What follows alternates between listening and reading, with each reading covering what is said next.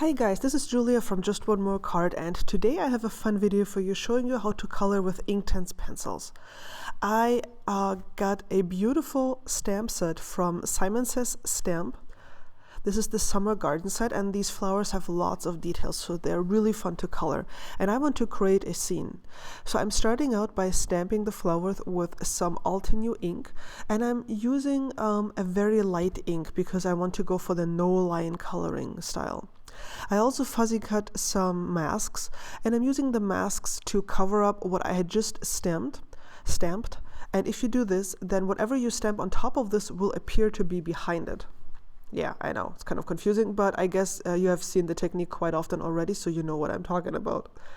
So I stamped out my scene, and then when I put everything back, I like to put the masks right on top of the packaging of the stamps, so I can easily grab the masks when I need them.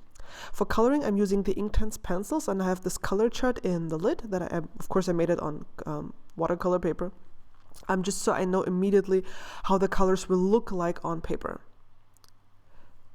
Okay, so I'm starting out by applying some color here, and what I'm doing is I'm picking up the color from the tip of the pencil directly. I'm not putting the color on the paper, I'm picking it up from the pencil. I'm laying down the color first on like where it's supposed to be darkest. Then I clean out my brush and come back with a damp brush to blend it out. So here, picking up the color, putting it into the shadow area, cleaning up the brush, not forgetting to actually wipe it so it's almost dry, and then blending it out. And as you can see, I'm already leaving a little bit of a highlight here because that will help me to create dimension later on. I'm just going to repeat the process for all the little elements here in the center of the flower. And you can see that I'm trying to be a little bit artistic here, not too strict with what I'm doing, and always trying to leave that little highlight and blending out so you have a nice gradient of color. It's actually quite therapeutic. It does take some time, if you add a lot of details, it does take time, but I don't mind. It's just, I did this for fun, with no pressure, so yeah. I also left a little bit of white space within those little areas, like around the area where it's darkest. So I can always fill that back in, but if you don't leave any space between all these little elements, then they will just look all mushed together like a huge, mess. So that's why I'm leaving some space. I can always figure out how to fill it in later, but once you fill it in, you can't really go back. So I like to err on the side of caution.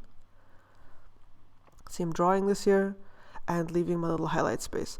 Now, after the first layer had dried, I am coming back and I'm intensifying the shadow areas.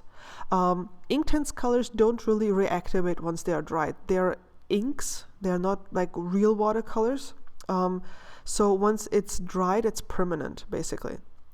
That is like, you need to know that, because if you're used to work with watercolor, which you can reactivate, you might be surprised in a not so pleasant way, but you can make this work for you. Like, you don't have to worry about reactivating the colors underneath if you work on top of them. So that can be quite helpful if you've been struggling with that. So here, all I did was just add darker color into the shadow areas. I did multiple areas at once. And then I cleaned my brush and I come back in and I'm blending the color out so it looks more natural. And you can see by leaving that little highlight, it looks really rounded, really dimensional. And now I'm coming back with a different color. It's a purple-ish color. And I'm actually filling in the space in between here.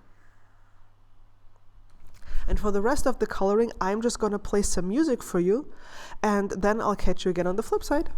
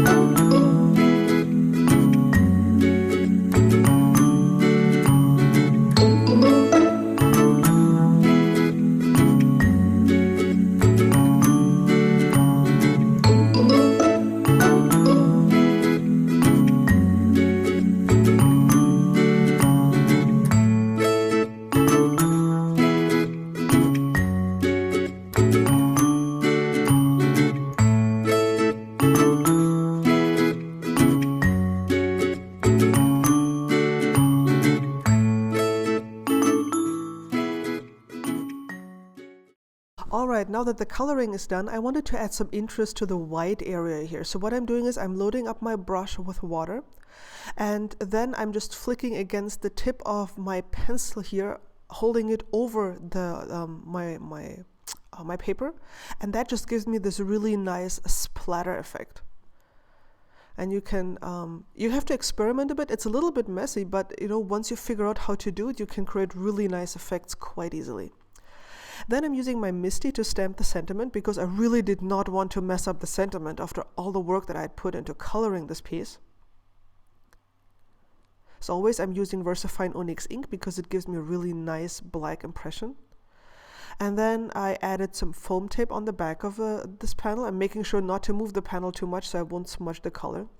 And then I decided, after I had mounted it on my card base, to add some details. So I'm grabbing my Stardust gel pen, and I'm just adding white dots pretty much everywhere. You absolutely do not have to do this, but you guys know me. Like, I just love my white dots, and I just had to do that. I'm even adding some in Stardust gel pen to the sentiment because I couldn't help myself. Sorry for that. So here's a close-up of the finished piece. I was really pleased how the dimension turned out. Of course, you can always do better, but I was quite pleased. I hadn't been using my Inktense pencils for a while, so I just wanted to get back into the habit of using them. And here is once more the sentiment with the dots added with the Stardust gel pen, because I just can't help myself. And here is the entire card. I hope this inspired you, and you will look at your coloring supplies again and maybe do some coloring just for fun. Thank you so much for watching. I have 2 more videos featuring Inktense pencils for you if you want to learn more about them. And if you would subscribe to my channel, that'd be awesome, and I'll catch you again soon.